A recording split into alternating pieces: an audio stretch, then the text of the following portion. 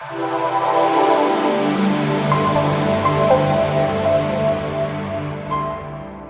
right, everybody that's joining us this evening, we want to welcome you to the StratiVentures Industry Webinar.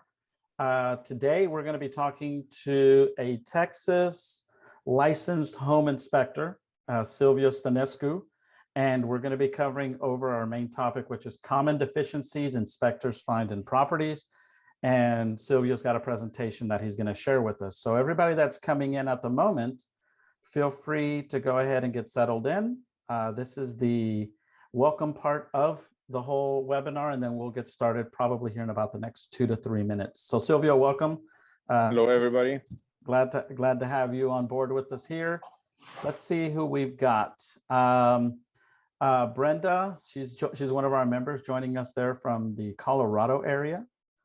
Charles, Miss Georgia Thomas, haven't seen you in a while, young lady. Hopefully we get to work with you some more. My good friend Lynn Michael Perez, she's probably one of the coolest ladies in San Antonio, I have to tell you that.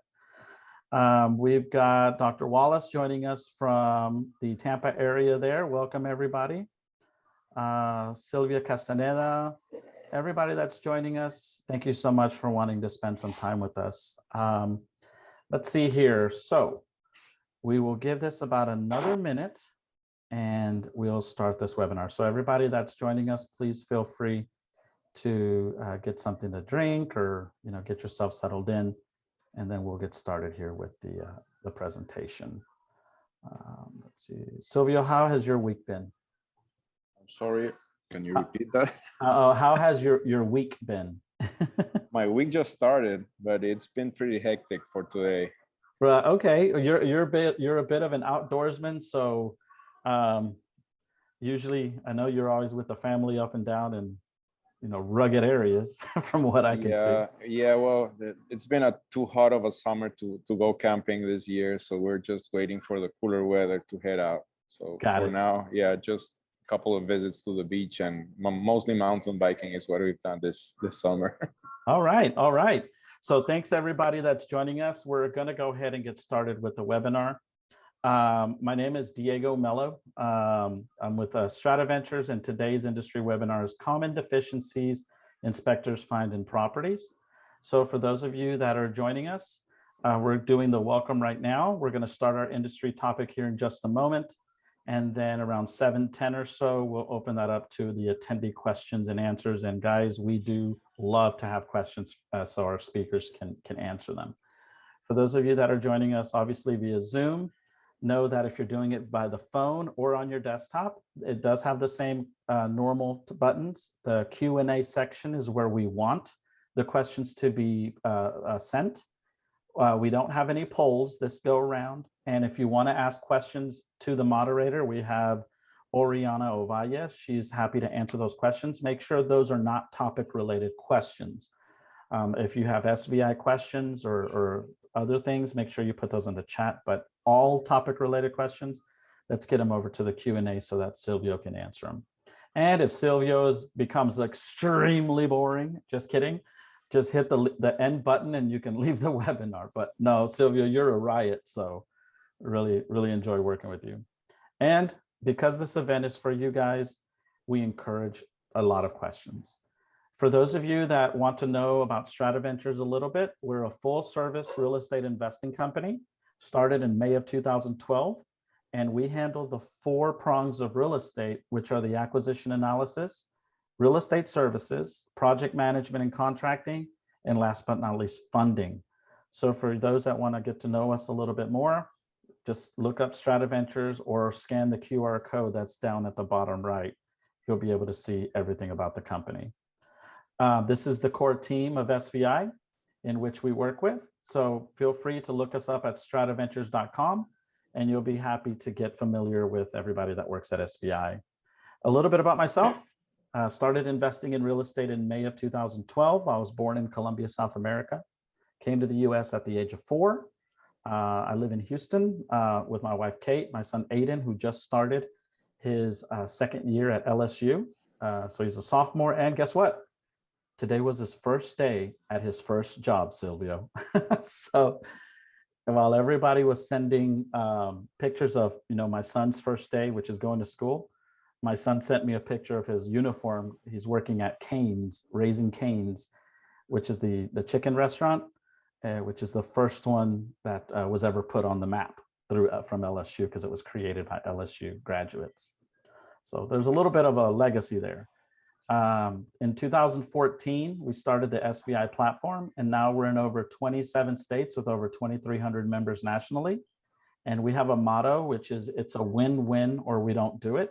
And that means everybody that's working with us, either our members, our vendors, people that we meet, everybody has to have a great experience in real estate. When we tell somebody what a real estate investor does, Silvio, we always ask them this question: what does a real estate investor do? So we get a lot of different answers. So because we get a lot of different answers, that goes to tell you how much risk is in this business. And that risk is that everybody has a different interpretation of what we do. So you can see how that could become dangerous. But when people come to work at SVI, we are all under one definition, under one identity. And that's because at SVI, an investor analyzes, acts, invests, and profits with one word in mind, and that word is risk. So by that, Silvio, here's your information for people to get in contact with you and who you are. And we are going to be addressing probably one of the most important parts of risk, which is that inspection process, right? Is where does the risk come before you buy, and also what kind of risk you have after you remodel, and what does your inspection, what are the common deficiencies. So I'll go ahead and post Silvio's contact information after his presentation. So Silvio, welcome to the webinar.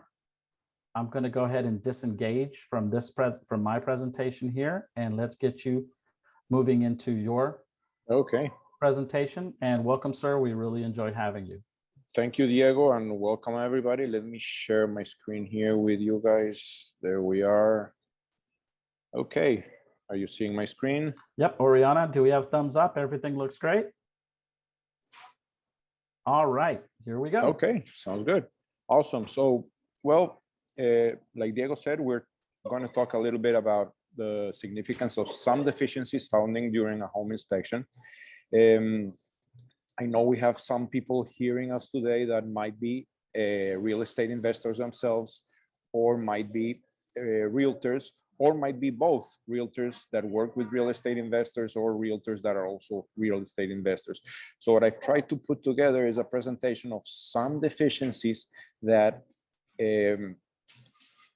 might make more sense when you are looking for an investment property, whether you are that realtor looking for your client, or whether you yourself are the client. Obviously, we can't cover them all. And also I have to mention that this is a Houston specific, it has deficiencies that are Houston specific, because since we have people from all over the country, well, it's a little bit complicated. There's different types of construction all over the country. I try to find the deficiencies that might be more general and that you might see in other places, but there might be some that are not so common.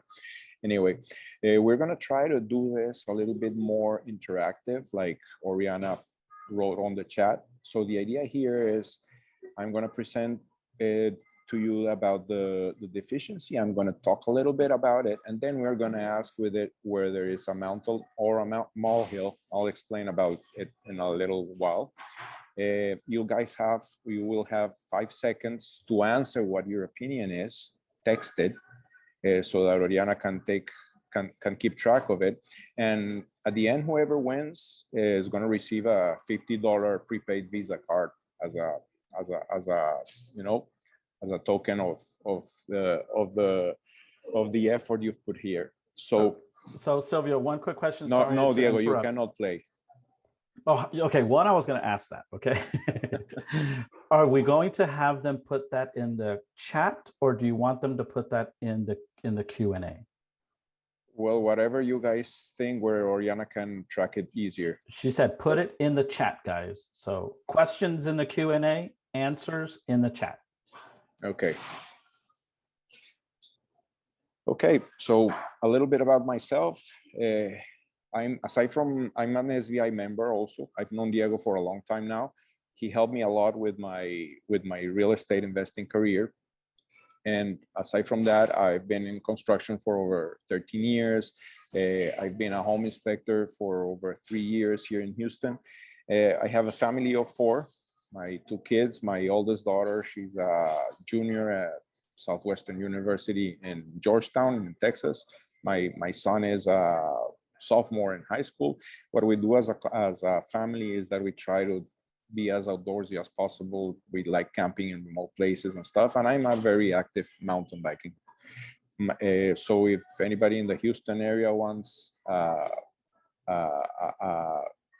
tour of some of the better trails around here, get in contact with me. I'll be happy to show you around. I'm one of the trail stewards and trail builders for Bend Mountain Bike Association. So I know the trails pretty well.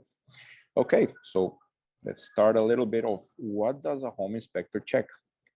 I'm sure most people have a notion, but basically very important thing to know is that a home inspection is a non-invasive inspection. It means that we can't look inside the walls. We can't open up, let's say, air conditioners.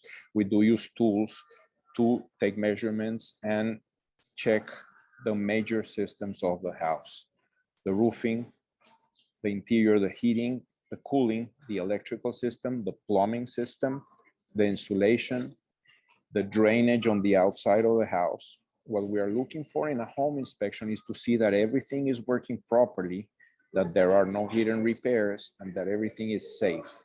We are not looking so much at code, but we are looking, again, safe and that everything is functioning.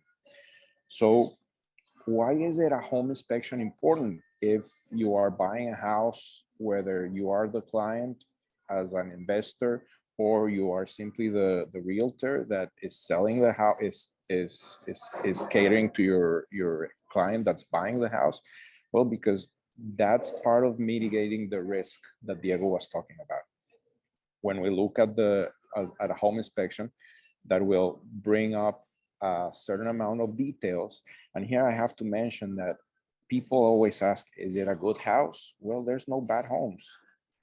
It depends on whether you are willing to repair or not whatever issues come up. But even brand new homes have details. So obviously, if we're talking about a distressed property or maybe just looking at a turnkey property to turn into some passive investment, every house will have issues. We'll just, have to look at them and see what we want repair. Maybe we can live with some details or not, but there are always major things that need to be addressed.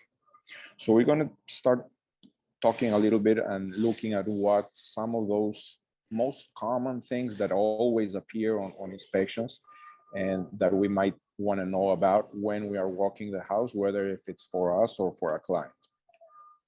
So we're going to talk, when we're going to talk about these inspections, we're going to categorize them, whether they're mountains or molehills. What does this mean? We have found that many inspection items look like mountains, but some are really molehills. What is a molehill? A molehill is an item with little significance or a low cost to correct. And this is key because there's things that might be important, but they're simply not expensive. So it means, yeah, we have to address them, but what's up with this? Okay. Molehill issues need to be addressed, but the cost to do so is minimal and should not impact the transaction. So that's key, that's important. There might be things that are like, for example, there's no smoke detectors in the bedrooms because the house was built in the 70s and it was not something that was installed at that moment. But like buying an older car, if you buy a car that might have not had seat belts when it was built, let's say we buy a 69 Corvette, which is a really cool car, no seat belts, hey, put some seat belts on because it's part of safety nowadays. Same thing with some of these molehill issues. If we know the difference between a mountain and a molehill, we can explain these differences to our clients and help put their mind at ease. Or if it's for us, just for an investment, we can understand how the property is in reality. Let's start with this, oh, I'm sorry. I don't know what happened here. There we go. Let's start with this deficiency here, which is called double tap breakers. Trying to move the menus here. Okay, here it is. What is the double tap electrical circuit? Double tap electrical circuit means that we should only have one wire on one lug. Sometimes when people add additional electrical systems to the house, to an older system, they tend to put two wires in one lug. This is not really acceptable. So it is important to correct it, and we see it a lot, especially in older homes. And here's when we're going to start. I want to see your participation. Go to the chat and answer. What would you think? Do you think this is a mountain or a molehill? Is this an important thing, or is it not such an important? Is it easy to fix? So we'll give you 5 seconds to start typing in there if you want. Put whatever you think it is, and we'll start seeing who can get racking up those points. Okay, everybody ready, hopefully? Okay, time.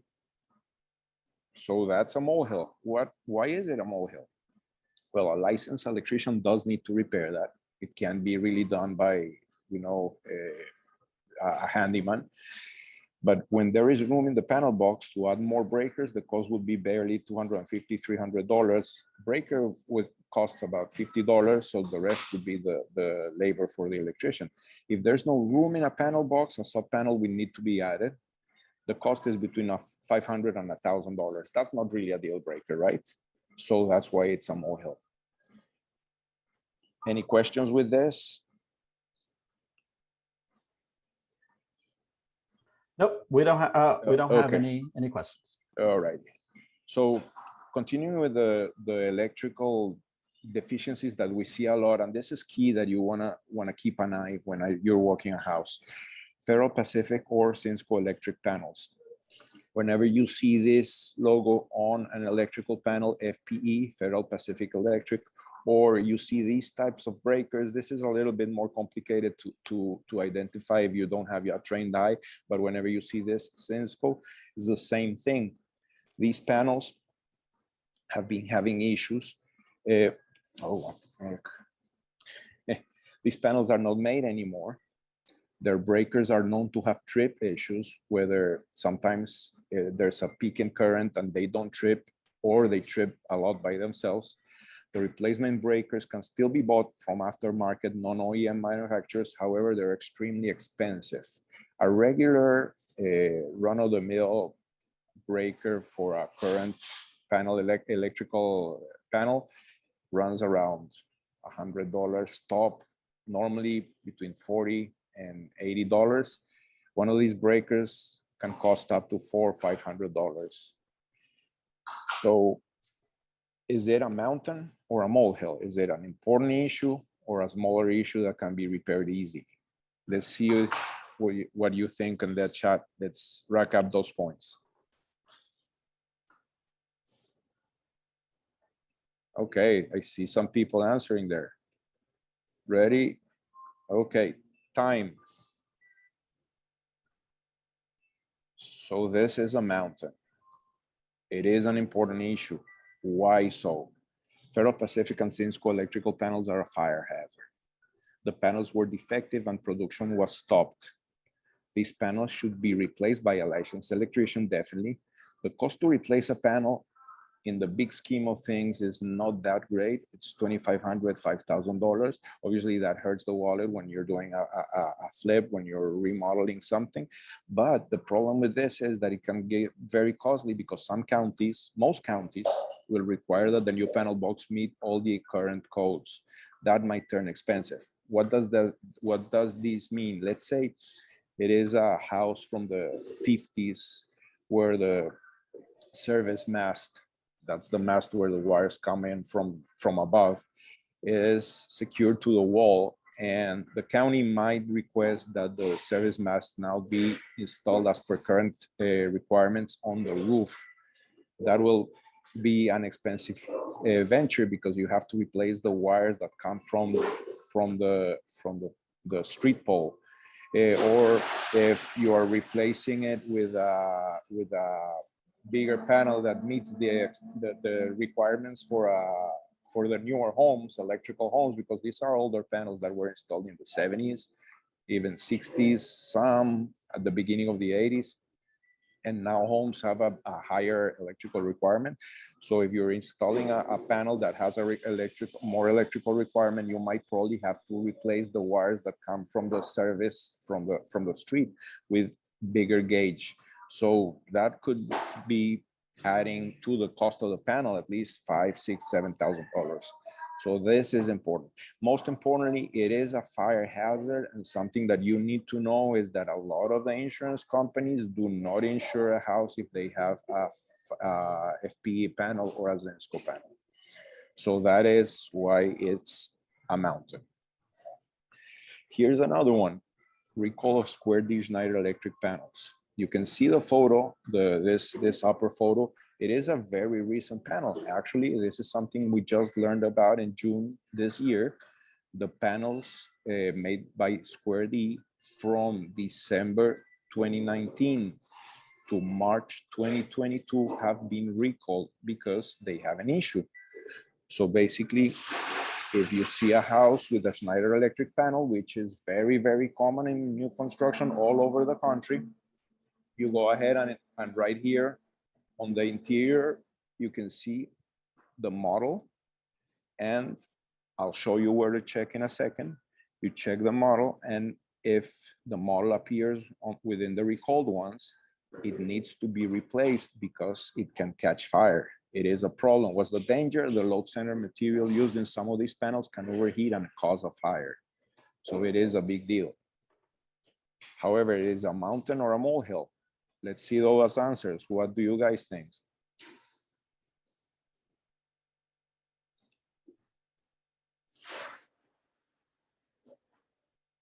Okay, time is up. I see people answering, which is nice. Surprisingly, this, even though it's a fire hazard, it's a molehill. Why? Because it's free to repair. You just have to check the panel model number on the Consumer Product Safety Commission website. There's the website if you want to take a screenshot or whatever so you can remember it. And if the model number is listed, just contact Schneider Electric and schedule the replacement of the load center. They'll come for free, they'll repair it, no problem, no issues. Very important it is to have it taken care of. It is a very important issue, but it's not costly, it's not problematic. Okay, let's step away from those electric defects and see this. Missing expansion joints on the stucco side. What are these? You can see the joints on this wall here, right here, and right here. The expansion joints are needed to accommodate movements of the plaster and aid in minimizing expansion and contraction. Without these joints, the stucco covering can crack.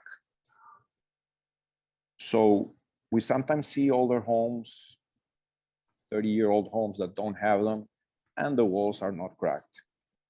We sometimes see newer homes that don't have them. And have they cracked yet? No, not necessarily.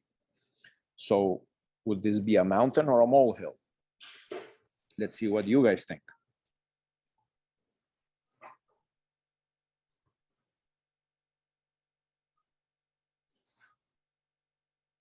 All right, time is up. So it is a mountain. Even though there are older homes that don't have them and the walls have not cracked, if you see a house that has it, and the issue is that if it cracks, if the stucco covering starts to crack, the only solution would be redoing the stucco covering, which means costing the thousands of dollars. They have to tear the walls down and put the covering back up again. So if you're looking at a house with stucco, be sure to check that those joints are there. There's other details that we need to look at. at the stucco, like if it has draining methods on the bottom. There's different draining methods. We don't want the moisture to collect in the back. That's kind of what we look at when we do the inspection of the stucco. But this is something that you can do when you're walking a house and evaluating it for a potential purchase. Check for the joints. This is something very, very, very common, especially here in Texas where it's so hot, where we see a roof that is in good shape, but the stack flashing is dry rotted. The problem is the roof leak. It starts leaking at the stack flashing. That's the #1 cause of roof leaks. Stack flashings last only about 10 years, whether a roof lasts anywhere from 15 to 30 years, 50 years, depending on what type of covering there is. So in the lifespan of the roof covering, the stack flashings will probably have to be replaced at some point when they're older. Nowadays, there's newer materials that are lifetime warranty. It's not such an issue, but definitely a professional roofer needs to replace. They need to get up there. Sometimes the roofs are pretty steep. There's risk involved, et cetera, et cetera. Some sheeting and shingles may be needed to be replaced when re-roofing. It is a job that needs to be taken care of because we don't want any leaks, right? So what do you guys think? It's a mountain or a molehill?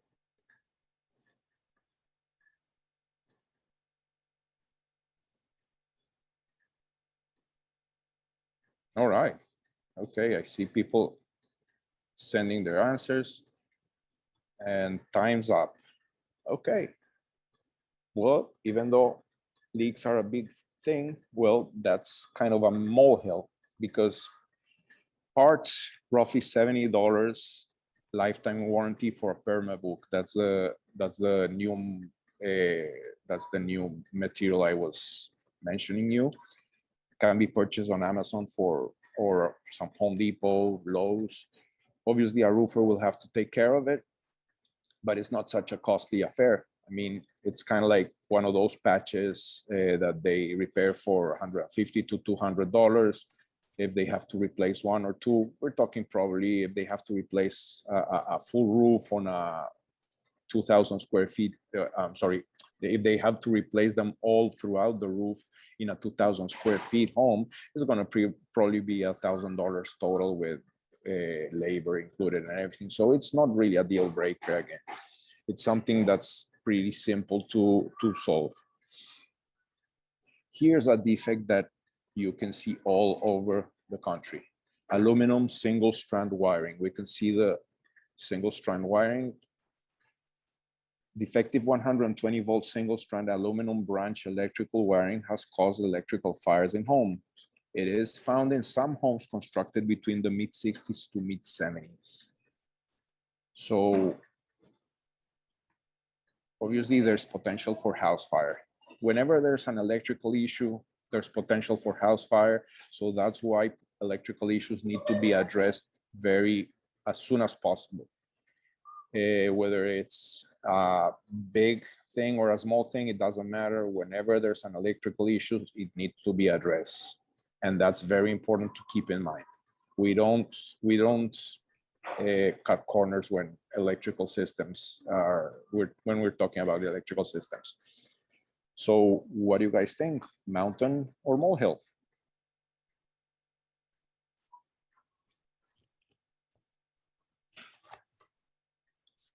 All right. And time is up. Well, this one's pretty clear. If you've heard about electrical systems and aluminum wiring, you know that it is a mountain. Why is it such a big deal? Aluminum is not a bad conductor. However, copper is a better conductor. What the problem is that aluminum expands more than copper. And the outlets that were available at the time when these aluminum wires were installed were not compatible with the expansion of the aluminum. So when the aluminum expands, it heats more and it produces basically with time, as time passes, it expands, and it loosens the connection, which produces more heat.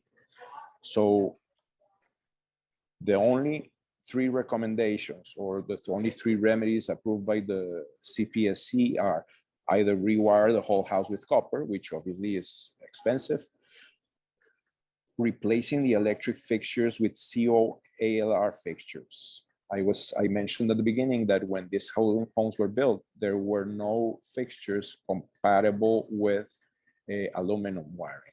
Now there are. They are marked COALR, but obviously replacing every single outlet and switch along the house is going to be something expensive. Licensed electrician should do it, and they charge for each outlet. They'll probably charge about $50 to $60 labor, and when we're talking about 50 to 60 different switches or outlets throughout the house, well, that adds up. The last one, which is the less costly, is the big pigtailing, which is the addition of copper connecting pigtail wires between the aluminum wire and the wire device. It is a fix. It's not ideal, but it's something that the CPSC approves. You'd have to ask a licensed electrician whether this is as safe or not. I personally wouldn't like to live in a house where pigtailing has been done. So that's that. Let's move on to a little bit of structural defects. Damaged roof trusses, missing or damaged gusset plates, which is the plate up here, cut, notched, or damaged roof truss members like we see on the bottom photo. Obviously, this affects the structure of the house. It affects the roof and might affect other systems. Roof truss repairs, can add gussets, can add braces. We can add plywood gussets. There's several types of repairs, but not everybody can do them. It can be done by your run-of-the-mill handyman. You need a structural engineer or the engineer that designed the roof truss or the company that designed the roof truss send a supervisor to actually confirm that the repair is being done proper. So is this a mountain or a molehill?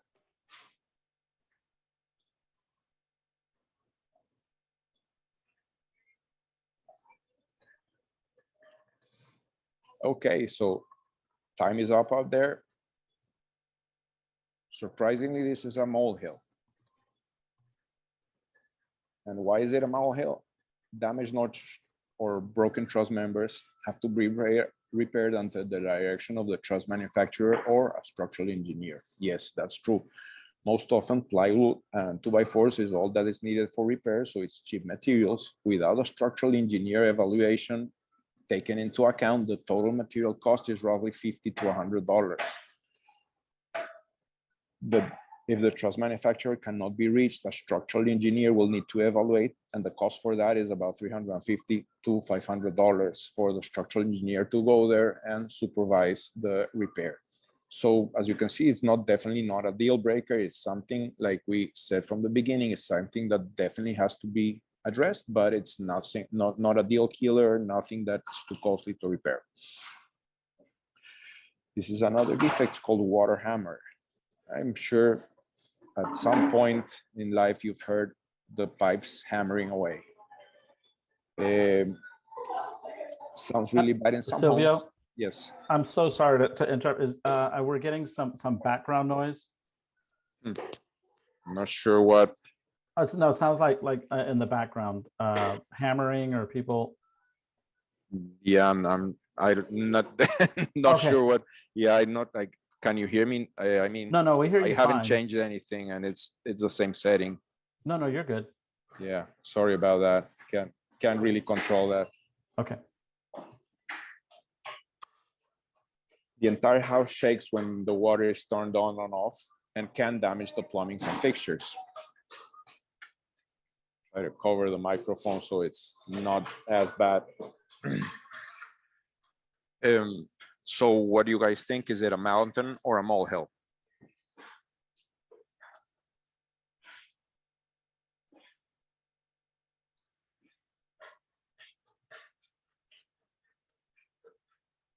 Okay, well, it is a molehill. Why is that a molehill? Because oftentimes no tools are required to install what's called the plumbing absorbers. You can see them on the photo. They can be installed with your hands. These arresters run anyway from $15 to $125, depending on the capacity of the suspension, if you want to see. Um, they're pretty easy. You can find them at any Home Depot or any Lowe's, and they can be installed by a regular person. Not a big deal, and definitely will save your plumbing. So let's see a little bit more about structural issues. Cracks on walls. These types of cracks on walls, when you see, like on the right side photo, where you see step cracks. In this case, they've been repaired, but sometimes we even see that they've been repaired and the crack has opened again. Or on the inside, cracks that come from the corners of the windows. Is this a mountain or a molehill? What do people think?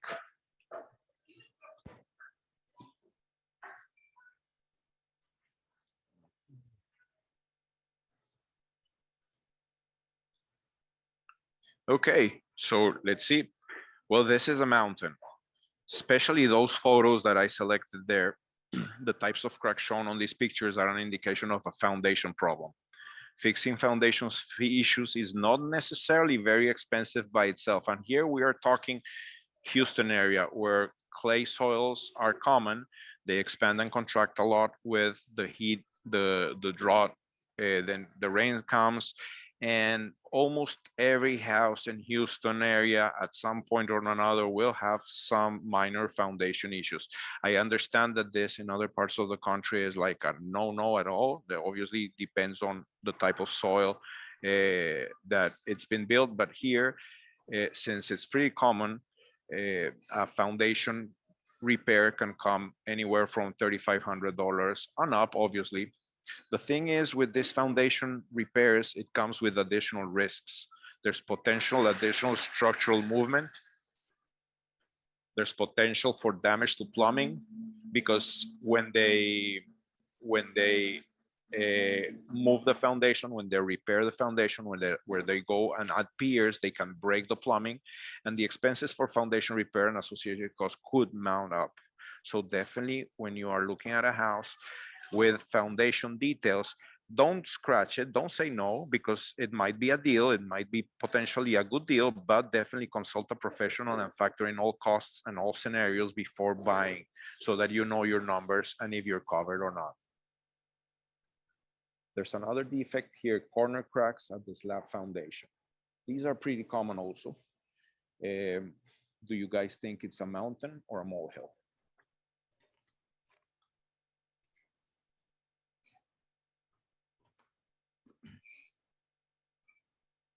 Okay, so this is a molehill. Why is it a molehill? Corner cracks are not indicative of structural issues. Most of the time, these are cosmetic issues caused by expansion and contraction of materials. What happens is that the brick veneer, which is more porous, expands more and puts pressure on the concrete, and it just cracks.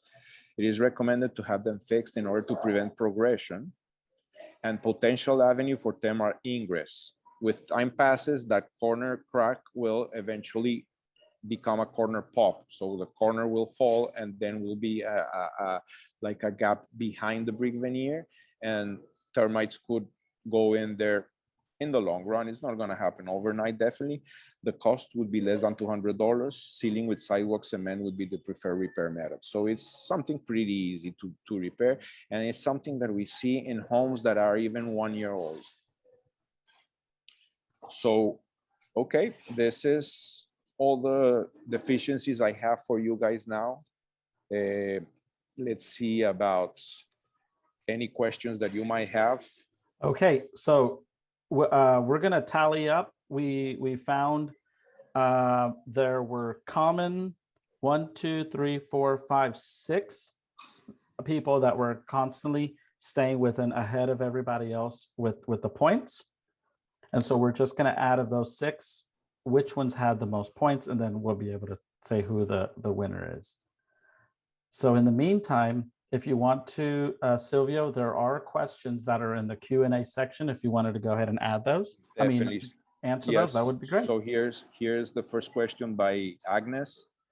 So in some of the distressed houses we buy, do you check the foundation and drainage problems? Yes, we definitely check the foundation. Whenever we buy a house, part of the inspection is checking the foundation and the drainage. If you're looking at it from the perspective of an investor, you should definitely look at the foundation. We already talked about the foundation and it's important. And the drainage is also very important. We want water to drain away from the foundation, because when water drains against the foundation, that will present problems in the long run to the foundation, but can also present problems immediately by, you know, water ingress through the walls or anything like that. So that's basically it. I hope that answers your question, Agnes. If you have any other further questions, just let me know. So Agnes also asked the next question, what is a sub panel? You have your electrical panel, and any additional electrical boxes are called sub panels. When the original electrical box is not big enough to accommodate additional breakers, they install a sub panel. Let's say you added a pool after the house was built. So all the electrical breakers for the pool equipment will be in an additional smaller box, and that's called a sub panel. So Letty Johnson, are the expansion joints only for stucco or also for brick veneer? That's a great question, Letty. They are for all types of roof, of wall covering, brick veneer also. The thing is, with brick veneer, they are not as crucial, if you will. They need to be there, but it's more important whenever there's changes in veneer, you know, when you go from one veneer to the other. The stucco are really crucial, and they need to be at specific separations and measurements in order to perform well. But yeah, definitely that's a great question, and we definitely need to see them in brick veneer. And one very common deficiency that we see is that they're not sealed. Even in brand new construction, they forget to apply the sealant, and that's something that we always call out. So Georgia Thomas, what about older homes for plumbing? Hold on. Any major things to worry about? Well, on older homes, yes, you want to see first, older homes normally have galvanized plumbing. The galvanized plumbing rusts from the inside, so they might create water flow problems inside the house, kind of like our arteries that start closing up, and with time it gets to a point where the water flow is minimal and it simply won't work. You'll have to replace the plumbing. So definitely when you have an older home, check what type of plumbing it has. If it has the galvanized plumbing, well, have it checked by a plumber. Regular home inspection will tell you if the plumbing is in good shape or not, even if it's galvanized plumbing. How many, Agnes, how many sub panels can you have? There's no real number. You can have several. As long as they're properly connected, properly wired, you can have several. Obviously, when you have an old house that has a very small main panel, instead of adding 2 or 3 sub panels, it's more practical to just replace that main panel. But definitely an electrician will guide you on that. So Joseph Settle, how are expansion joints added to stucco siding? They can't be added. They have to be installed, or if you will, they have to be installed from the time when the stucco covering is put on the house. So if the house does not have stucco joints, the only solution would be to tear down the existing stucco and start from the beginning. Silvia Castañeda, what is the recommended water pressure coming into property so pipes do not get damaged? That's a great question. The water pressure needs to be between 40 and 80 PSI. If it's below 40, it can still work. Actually, the Texas Real Estate Commission has waived the water pressure being below 40 as a deficiency, as long as water flow inside the house is good. But whenever it is above 80, then you need to install a pressure regulator so that the pipes don't get damaged. Okay, so we're at the end of the questions, Diego. You got it. And we have the winner. Okay. Okay, so we took, literally, we were, look at all these Post-it notes, right? Calculating winners and people that were answering, which was great. And we boiled it down to 1, 2, 3, 4, 5, 6 people. And because Zoom gives us the initials, but it also gives us the initials in color, we boiled it down to one or either of the two, which was JS. And the two JSs that we have were Joseph Settle and JP Sayers. And we looked for the green, which was JP Sayers, and Joseph Settles, which was the blue JS.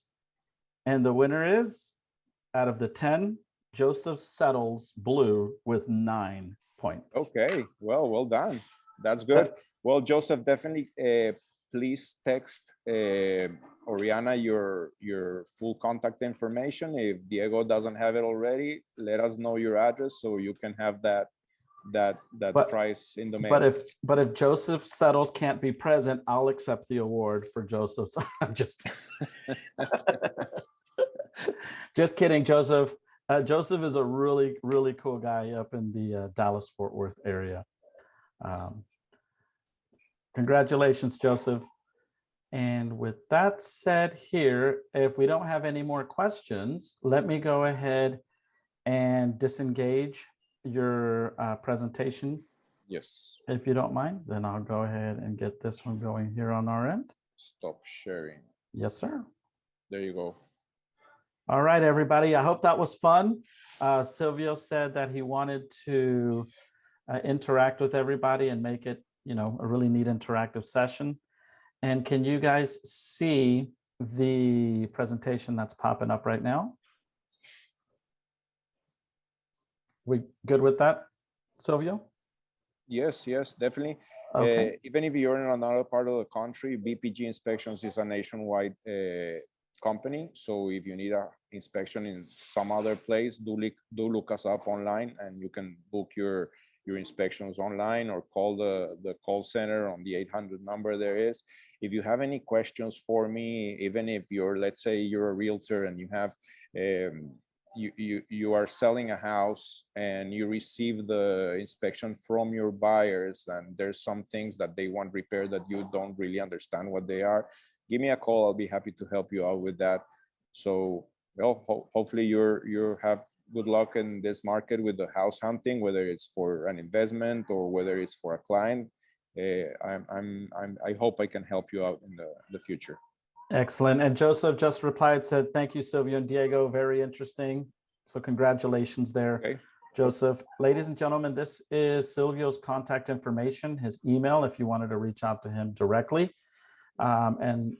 Silvio, definitely, I know from the attendees and the registration, hopefully everybody with their permission, Silvio will be contacting you and kind of, planting a seed there with you to see if you had any questions. So keep an eye out for his information. And with that said, I want to thank a lot of the direct partners and affiliates that we have in our great company, and welcome aboard, Silvio, to working with all of our members and the SVI family. And don't forget, guys, that we do these webinars every other Monday from 6:30 Central Time to 7:30 Central Time, and you can scan the QR code there, excuse me, and get to know more about StratiVentures. For those of you that are new, feel free to go to StratiVentures.com and look at the Team SVI. And in Team SVI, go to my name, and you can actually look at the calendar for the free one-on-ones, and you can schedule there. Be happy to work with you guys. And also, if you're a new investor, ask us about the basics. This is a new program that we launched for new investors that are wanting to get involved with real estate investing. And it has exactly the right recipe of materials, tools, and guidance that you need to get started. And last but not least, this is something Oriana makes me always say, which sounds kind of crazy, is like and subscribe us, right?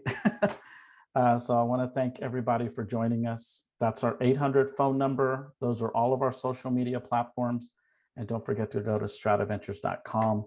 And Silvio, as every guest that comes on SVI, you've got the last word, my friend, and go ahead and sign us out and send us home. Well, I appreciate you being here, and hey, have a great week, everybody. Thank you. Thank you so much, everybody. Thank you for joining us this evening. We'll see you next time.